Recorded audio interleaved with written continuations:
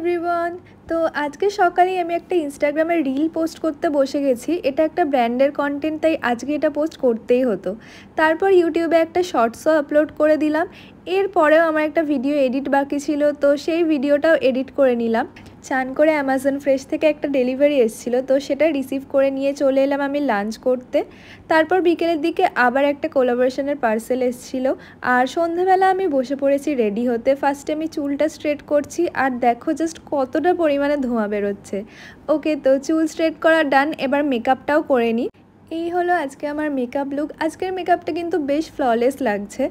আর এটা হলো আজকে আমার আউটফিট অফ দ্য ডে। তো আমি যাচ্ছি একটা রিসেপশানে। লোকেশনটা আমার বাড়ি থেকে বেশি দূর না। তো ফাইনালি আমি চলে এসেছি এখানে। কিছুক্ষণ থাকার পর এখান থেকে বেরিয়ে গেলাম। বৃষ্টি হয়েছে বলে রাস্তাটা একদমই ফাঁকা। তো এই ফাঁকা রাস্তা দেখতে দেখতে আমি চলে এলাম বাড়ি। So that's it for today. Okay, by.